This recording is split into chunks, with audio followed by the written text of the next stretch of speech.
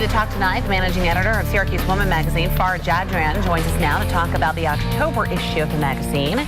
It features a woman many of you may have become familiar with. She heads up Stupid Dumb Breast Cancer, a really incredible foundation here. Her raw approach opens the door for real conversations about breast cancer awareness in our community. And there she is, Farah. Yeah, there she is. Now, Farah, and what a great cover this is, too. You can see it there. We love the feisty approach to it. It really does, and that's what we wanted to get across to people. Is this Anne-Marie Giannino Otis is really beating breast cancer.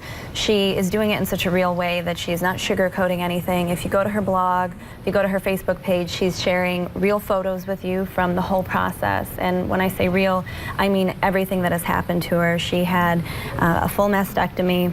She did the implant option to have reconstructive surgery. And if you read this story, you're going to see that it wasn't just roses. A lot of people get a misconception, as she said, that if you have breast cancer, everything gets fixed. You get an implant put in.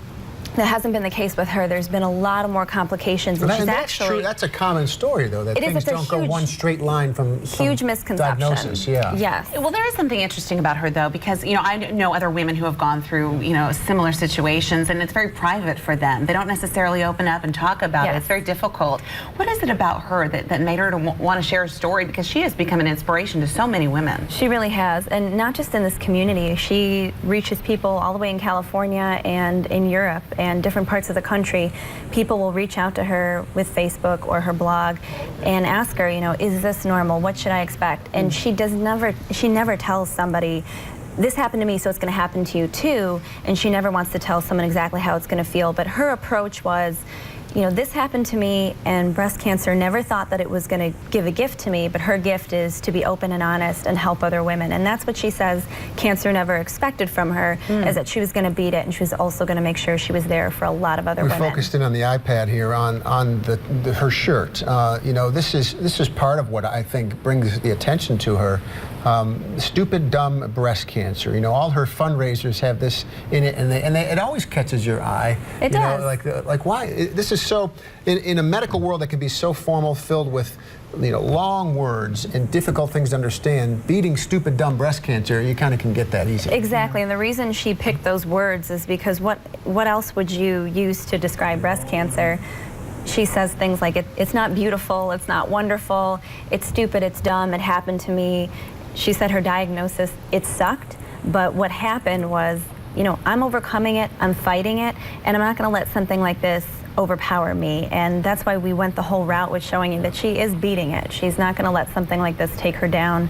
And using those descriptors has kept her going the whole time, knowing that this isn't a beautiful, wonderful, powerful thing. It's stupid, it's dumb, I'm going to beat it. You also have another wonderful little segment here in the article talking about women who inspire. And I love that. You have 3 ladies that you've selected. What are they all about this month? All 3 of those ladies this month are our breast cancer warriors. They're all women that have been surviving breast cancer, and we share all of their different individual stories.